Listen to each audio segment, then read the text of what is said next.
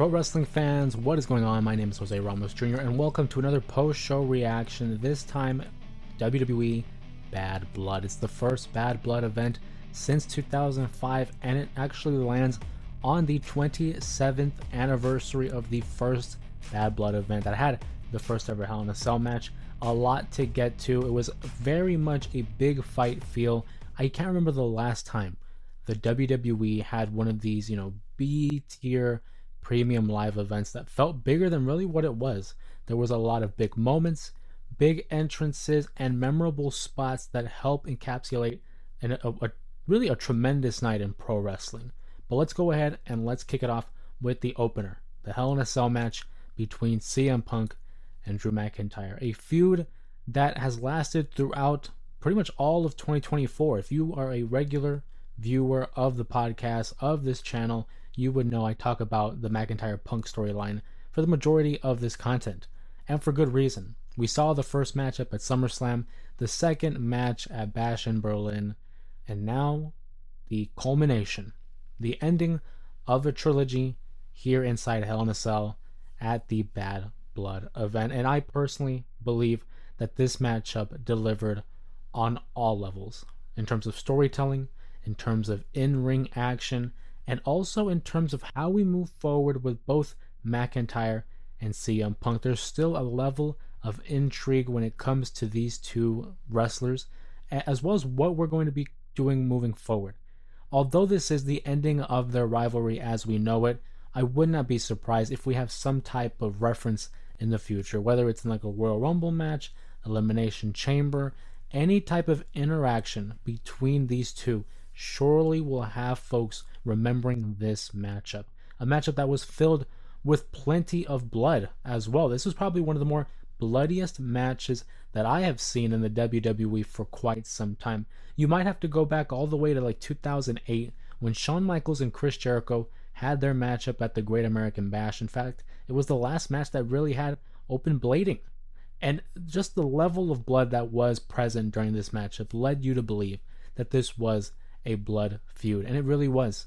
CM Punk and Drew McIntyre certainly have no lost for love in this matchup. They made it very clear on the promo on last Monday Night Raw that they were going to hurt one another. They were going to cause one another to bleed. And obviously when Punk had the spot against the Hell in a Cell structure and he had started to bleed, I was caught off by surprise a little bit. I knew there was going to be blood, but we never knew when it was going to happen.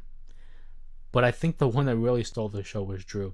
There were points in the matchup where the official had to have a towel present in order to wipe away the blood that was all over Drew McIntyre's face. There was a lot of imagery, I will say, that I think will be used in promo packages, Hall of Fame videos for Drew McIntyre that will come directly from this matchup. We saw references to the past, including the chain, including a spot where Drew McIntyre had, bits of the beads that would have been included on the bracelet that has been such a focal point of this storyline.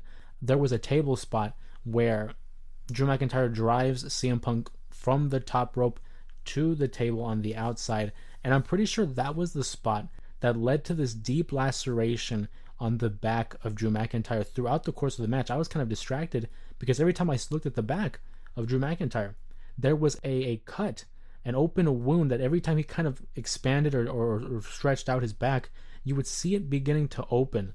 And there was another spot where he goes for the Claymore on CM Punk, but CM Punk dodges, and Drew McIntyre lands back first onto the steel step. And the first thing I thought of was the open wound on his back. These guys threw caution to the wind. They delivered on the namesake and the reputation that is Hell in a Cell. And for quite some time, the matchup itself kind of became diluted and watered down. It wasn't what we all grew up watching when it was the feud ender, where you saw matches like The Undertaker versus Edge, or Randy Orton, or Triple H and Shawn Michaels, the six-man Armageddon Hell in a Cell. It became essentially a gimmick match, which it is what it is, but it didn't have that level of importance. I do think that since Cody Rhodes and Seth Rollins had their matchup in 2022, that's when we started to pick up a little bit more momentum in terms of what it meant to have a Hell in a Cell match. The WrestleMania 39 matchup between Edge and Finn Balor was good, but I think it could have kicked in another gear. This match for me was the main event. I remember as soon as this match ends and CM Punk emerges victorious, as soon as it ends, I'm already thinking they might have made a mistake. If that's your opener, no one else is going to be able to, to top that. And I thought that was very much a true statement. I don't think any other match, including the main event, which we'll get to, no other match came close to that. That for me was the best match. It was match of the night. CM Punk and Drew McIntyre absolutely delivered on what could be considered the feud of the year in WWE. And what I love too are the little details. After the matchup, CM Punk is walking on his way back on the aisle to head to the backstage area, and he collapses.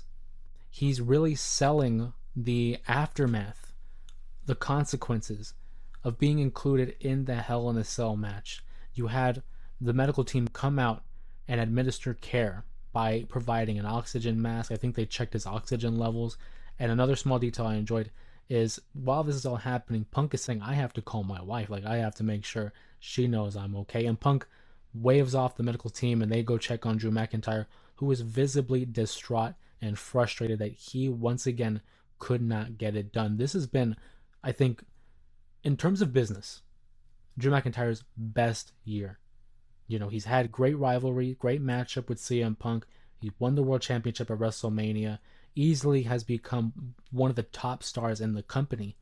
But from a kayfabe standpoint, from an in-storyline standpoint, it really is a heartbreaking year for Drew McIntyre. Number one, he couldn't win the Royal Rumble. Number two, he failed to win he won the World Championship, but he failed to hold on to it because CM Punk prevented him from, holding the title. He loses his matchup at King. Oh my God, Clash at the Castle. So many PLEs. Clash at the Castle. He fails to cash in the Money in the Bank. He loses at Bash in Berlin. He loses here at Hell in a Cell. What's next for Drew McIntyre? I think for one, we might be able to give him some time off, and we probably won't see him until maybe the first Raw on Netflix, the Royal Rumble perhaps. But I wouldn't be shocked if we saw Drew McIntyre take some time away from the ring. But nonetheless, it was the opening matchup, and Bad Blood really delivered in terms of its Hell in a Cell match. And also, real quick, I want to talk about the opener itself.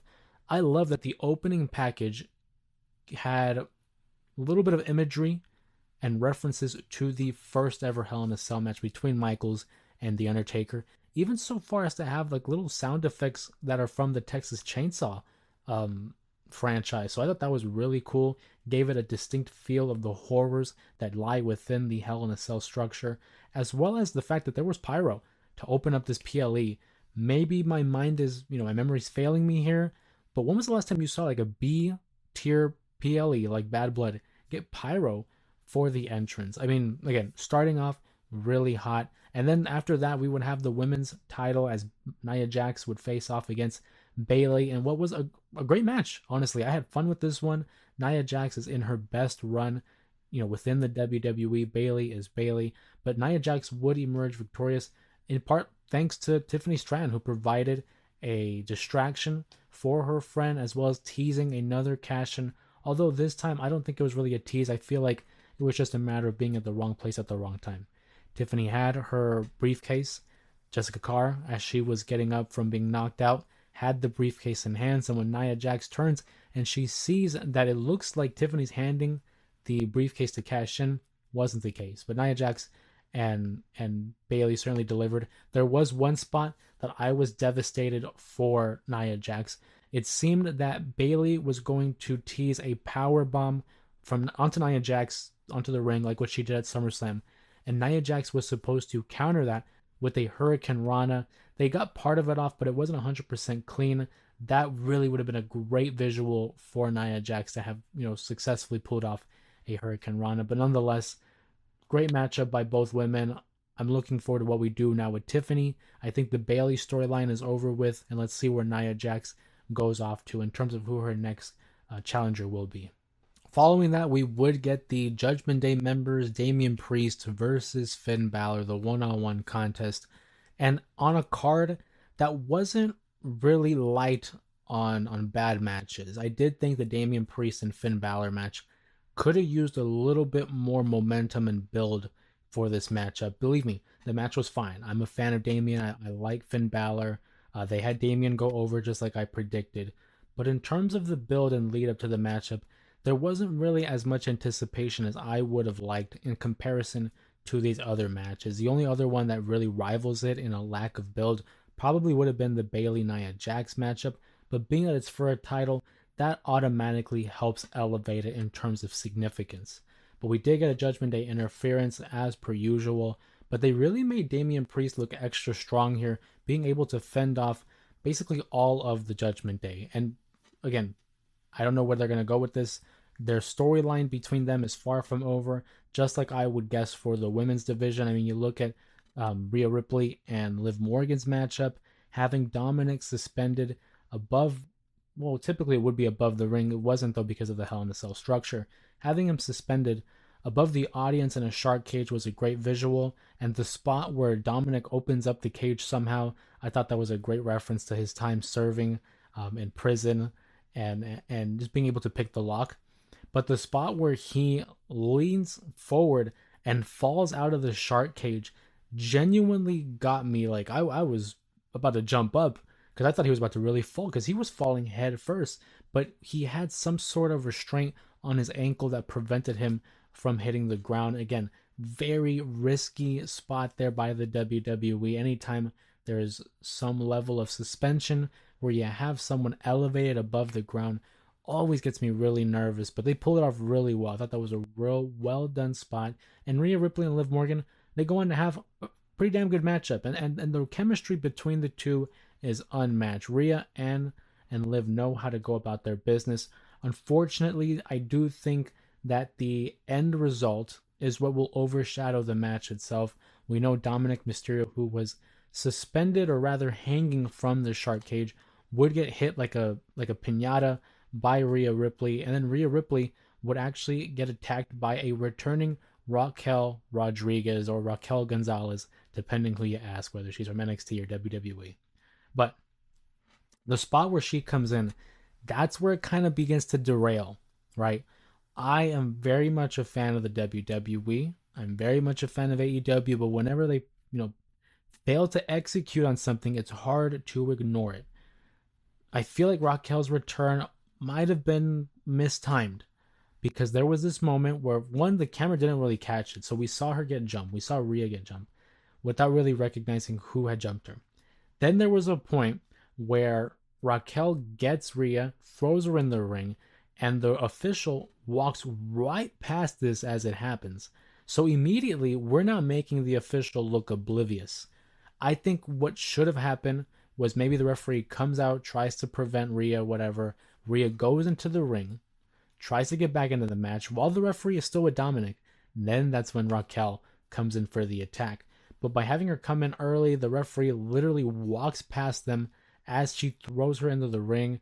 And then the referee calls for a disqualification, obviously, because he sees that Raquel is, attacking Rhea Ripley.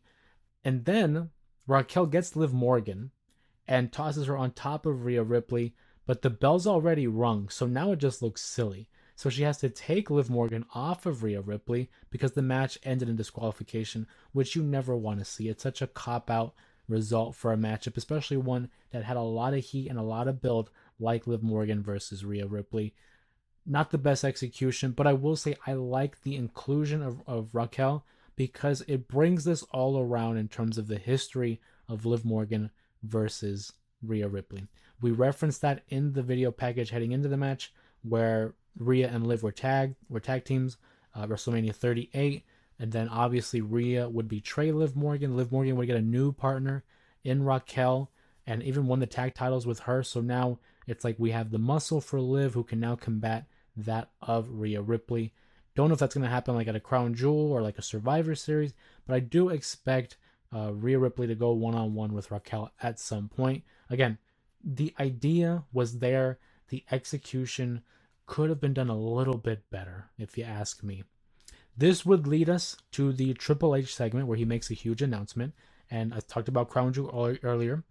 And he announces that as an annual tradition, we will now have both the WWE and the World Champion on both divisions, the men and women, will compete in a one-on-one matchup at Crown Jewel to determine, I believe it was the Crown Jewel champion of some sort. I don't really have the name stuck in my mind right now in terms of what that title would be. Obviously, it's some kind of like one-off honorary title, like the Greatest Royal Rumble title that they had for Braun Strowman. I like the idea because right now, as it currently stands, it will be Gunther versus Cody Rhodes. It would also be Nia Jax versus Liv Morgan, which is again another contrast in sizes there. But the matchup between Gunther and Cody Rhodes, that is very appealing. Obviously, Gunther has his matchup against Sami Zayn this upcoming Monday Night Raw. I don't think Sami Zayn wins that match. I think Gunther retains. And to have him against Cody, it's like, who would win that match? How exciting would that be? Of course, we have a Bill Goldberg appearance there. He kind of teases an attack on Gunther, which leads to an attack by Sami Zayn. You know, all kinds of gaga, all kinds of show for the crowd. But really, the news here was regarding Crown Jewel. And that would lead us to the main event. The main event being, of course, the Bloodlines Solo Sikoa and Jacob Fatu versus two of the WWE's biggest stars in Roman Reigns and Cody Rhodes. We had a great entrance by both men, Roman and Cody. But again, I will call out when things aren't really executed perfectly. Cody Rhodes' entrance, I think, from the get go, man. Like, they had that band, I believe it was the University of Arkansas, perform. Cool. I like it. It sounded fun. It was great. But when they had that line of wrestling has more than one royal family, they had to play it twice because I think they mistimed it because they wanted to sync it with the band. So they had to run it twice. And then on top of that, maybe I'm wrong, but at least from our point of view when we were watching it on Peacock, it seemed like the WWE was almost suppressing the noise of both entrances for Roman and Cody in regards to the band because it just seemed off. The pacing was weird. In terms of optics, it looked great. Roman and Cody treated like the biggest stars in professional wrestling. But I think when you had Cody Rhodes come out first, Roman Reigns come out second, and then the audience reaction in itself, you can really tell who's the bigger star. It's Roman Reigns, and rightfully so. He carried the company for the last 4 years. It sucks to see like Cody Rhodes, who's the WWE champion, who is the face, like the baby face of the company. Roman Reigns, for me, kind of rides that line between like a tweener slash anti-hero because he still carries those heelish tendencies every now and then. But you see exactly where they line up on the totem pole here, just in regards to fan reaction. Roman Reigns was getting the louder pops. He was getting the louder reaction. But that doesn't mean Cody Rhodes isn't great in his own right. I mean, there were moments here where they had chanted for Roman Reigns. They were chanting OTC. And then once those chants began to die down, big Cody Rhodes chants were coming out of that as well. So very much on par. I will say it was probably like a 60-40 in favor of Roman Reigns. Again, not a huge gap, but a noticeable one for sure. In terms of noticeable as well, Jacob Fatu, he seemed like he belonged. Like, you got to keep in mind, he signed with the WWE in June. This is now his second main event in a PLE after the Money in the Bank pay-per-view. PLE. And he seemed to have fit just fine with the likes of like a Cody Rhodes and a Roman Reigns. Great spots all round. I unfortunately was incorrect in predicting that the Bloodline would win. I thought they were going to give them a win here because Solo Sikoa had suffered like back-to-back losses to Cody Rhodes. But when Tama Tonga and Tonga Loa get involved, this would actually reveal to be Jimmy Uso, who hasn't been seen since WrestleMania, or the SmackDown after WrestleMania, I should say. Very exciting moment. You knew it was going to be him when he had the bandana and the hoodie on. Great ovation for Jimmy, and just the reaction when the fans got to see Roman get the win, but also celebrate with his cousin. And we now have a couple of members of the original Bloodline back together. We're missing Paul Heyman, Jey Uso, Sami Zayn. I don't know if those two are going to get involved. I think it would be great if they did. Jey Uso was in attendance during the little party for Bianca, Jade, and Naomi. But we'll see if he gets involved. Seeing Jimmy and Roman side by side with Cody, man, if you would have told me 2 years ago that that would have been a visual to close out a PLE, I don't know what I would have said. But that wasn't it. Just because when you thought that the show was about to come to an end, The Rock. It was hinted, there was a lot of speculation whether or not The Rock would be included on this show, and he was. He came out for a short bit just to, for me, it really resembled that of like Thanos at the end of Avengers Age of Ultron, or like the Guardians appearance. It's a small cameo just to remind audiences, hey, I'm still here and I'm watching. I know what's going on. Just reminding people I'm still around. And Roman Reigns and Cody and Jimmy are left just watching. And then you had the Bloodline in the audience again watching. Right now the ball's in The Rock's court. He controls the power right now, at least in terms of the dynamic that is being presented right now. And after that, which is why it kind of took me some time to upload this reaction, he uploads another classic Rock social media promo. And then on top of that, we just learn that Cody Rhodes wasn't present during the post-show, interview, conference, whatever you want to call it. Triple H says he wasn't available for some reason, and that's interesting because he's your WWE champion. He's the face of the place. Why wouldn't he be involved? Well, that's because Kevin Owens attacks Cody Rhodes outside of his tour bus. Very interesting choice there by the WWE, not having it in front of an audience, but rather taking advantage of social media, which I think is a very important aspect of the storytelling in WWE, is that just because the cameras are off, that doesn't necessarily mean the show is over. So Kevin Owens attacks Cody Rhodes. At the time of this recording right now, I haven't seen anything produced by the WWE specifically. That is as of now. I'm sure we'll get some kind of form of statement or some kind of tweet or Instagram video that is a direct reference and report to the attack. But I like it. I'm a fan. It really encourages the audience to stay up to date with every news outlet, with every social media site, in order to ensure that they are caught up to date with the ongoing storyline. So we got to watch out for Monday Night Raw. We're going to watch out for Friday Night SmackDown, because the build to Crown Jewel starts now. And obviously, War Games is right after. And I think we're going to get a serious storyline in terms of the Bloodline, The Rock's inclusion, Roman Reigns.